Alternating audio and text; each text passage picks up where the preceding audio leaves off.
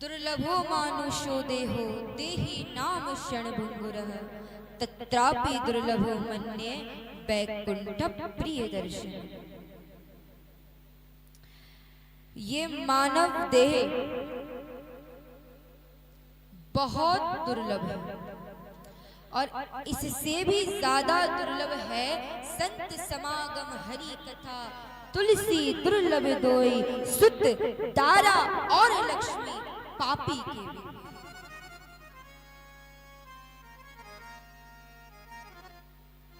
संत समागम हरि कथा, संतों का संग और हरि की कथा तो महाराज बहुत दुर्लभ है।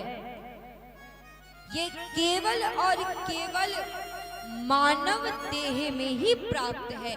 इसलिए गोस्वामी जी मानस में लिखते हैं, बड़े भाग मानुष तन पावा सुर दुर्लभ सत ग्रंथ ही गावा।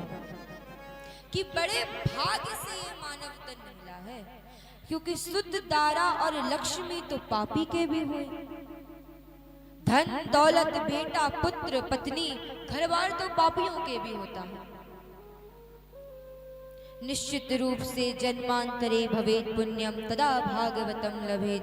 आप सभी के जन्म जन्मांतरों के कल्प कल्पांतरों के पुण्य उदय हुए होंगे, जो आपको श्रीमद् भागवत महापुराण की कथा श्रवण करने का अवसर प्राप्त हुआ है।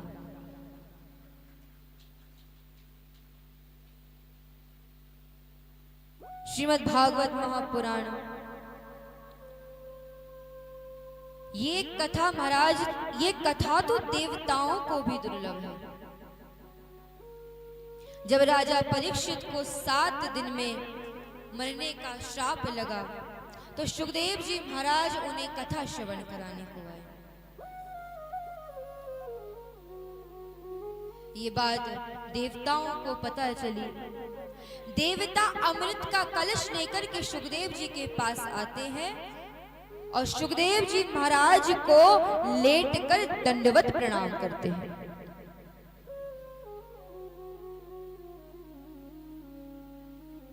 स्वाकार्य कुशलः सुरः। महाराज, ये देवता अपना काम बनाने में बड़े कुशल हैं। सुखदेव जी सोचे, अरे ये देवता कैसे आज प्रणाम कर रहे हैं।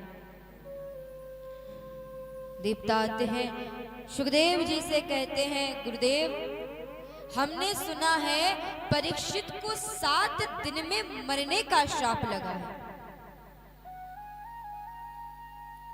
तो आप ये अमृत का कलश परीक्षित को दे दीजिए, तो ये मृत्यु के भय से इनकी मुक्ति हो जाएगी।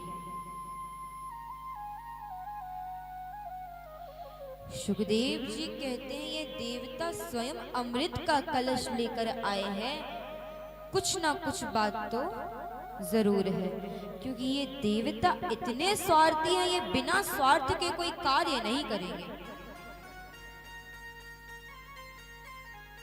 सुखदेव जी महाराज कहते हैं, अगर आपकी इतनी ही श्रद्धा है तो आप स्वयं जाके परीक्षित को पिला दीजिए।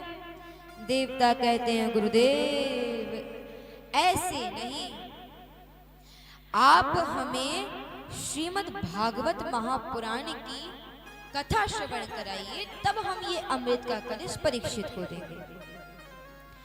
ये बात सुन करके सुखदेव जी महाराज बड़े जोर से हंसे।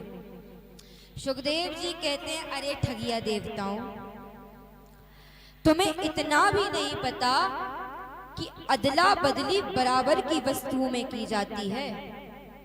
कहां ये कांच के समान तुच्छ अमृत और कहां ये बहुमूल्य मणि के समान श्रीमद् भागवत की कथा।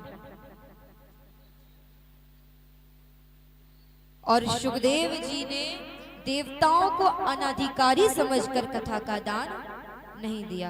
अब महाराज आप एक बात बताइए, यहाँ आप इतने लोग कथा श्रवण करने आए हैं, 10-25 लोग और आ जाएंगे तो कथा श्रवण करने कोई मना करेगा? लेकिन ये मोल भाव करने आए थे। देवता ये चाहते थे कि सुखदेव जी को स्वर्ग में लेकर जाएंगे, बीच बीच में गंधर्व संगीत गाएंगे और अप्सराएं नृत्य करेंगे। लेकिन अनाधिकारी समझकर सुखदेव जी ने उन्हें कथा का दान नहीं दिया। तो महाराज आप ये बताइए, जो कथा देवताओं को भी दुर्लभ है, वो आप और हमें यहाँ राजस्थान की पावन भूमि पर श्रवण करने का अवसर मिल रहा है। राजस्थान को तो महाराज वैसे भी देवस्थान कहा जाता है। मेहंदीपुर बालाजी, सालासर बालाजी, सभी बड़े बड़े धाम राजस्थान में है। ऐसे राजस्थान में श्रीमद् भागवत महापुराण की कथा हो रही है।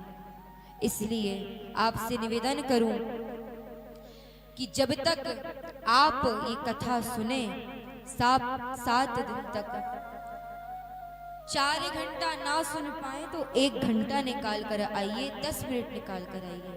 लेकिन जितनी भी देर बैठिए, एकाग्र मन से घर परिवार, पोता नाती, बेटा बेटी की चिंता छोड़ करके बैठिए। इस भागवत का एक एक शब्द मुक्ति को देने वाला है।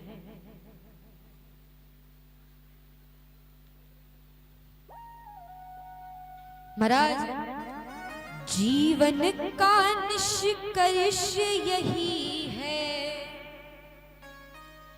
जीवन का निष्कर्ष यही है, प्रभु प्रेम में लग जाना, आ ही गए तो बैठो प्यारे, कृष्ण कथा सुन कर जाना।